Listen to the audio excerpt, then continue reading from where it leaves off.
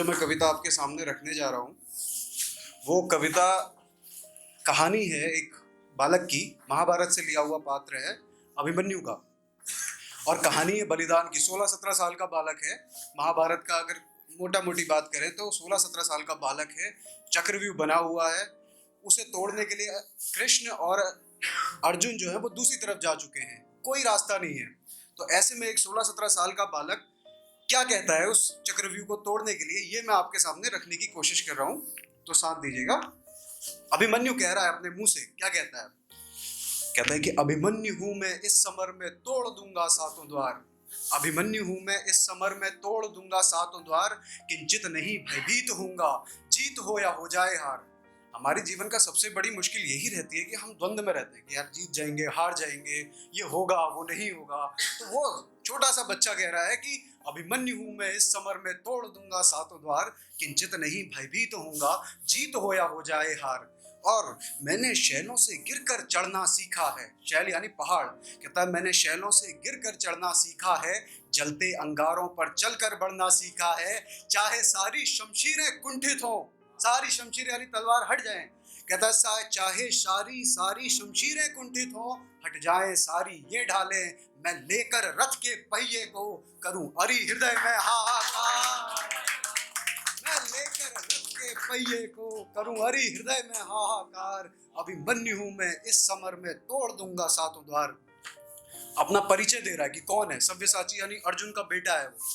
तो कहता है कि सव्यसाची पुत्र हूं मैं, सव्यसाची पुत्र हूं मैं और शिष्य हूं स्वयं कृष्ण का।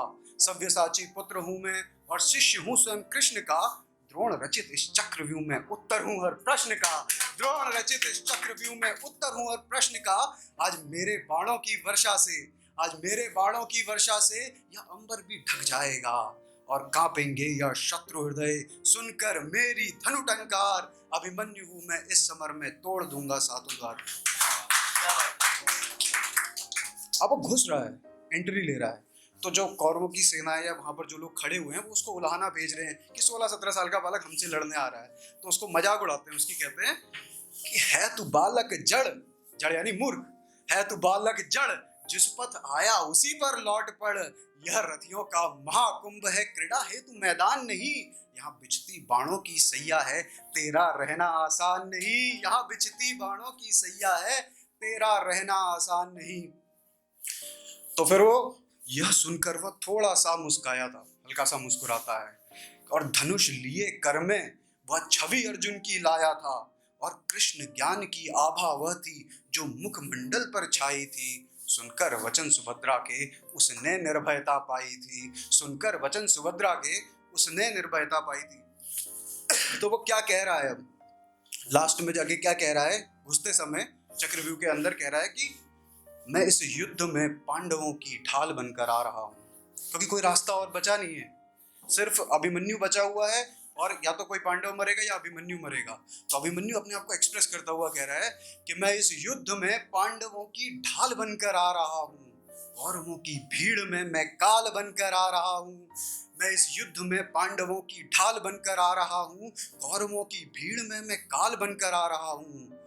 और आज जो भी युद्ध करने आ रहे हैं इस धरा पर, जो भी इस जमीन पर आज युद्ध करने आने वाले हैं, ताकि आज जो भी युद्ध करने आ रहे हैं इस धरा पर, सावधान मैं धरा पर आज ये भूचाल बनकर आ रहा हूँ। सावधान कि मैं धरा पर आज ये भूचाल बनकर आ रहा हूँ। आज सारे कवच का भेदन होगा, जितने कवच जितने पहन के लाए हैं लोग सब कटेंगे आज। कहता कि आज सारे कवच का भेदन होगा, धड़ से मस्तक विच्छेदन होगा। आएगा जो भी रण में, आएगा जो भी रण में, कोसेगा खुद को बार बार। अभिमन्यु हूं मैं इस समर में तोड़ दूंगा सातों द्वार, किंचित नहीं भयभीत होऊंगा, जीत हो या हो जाए यार।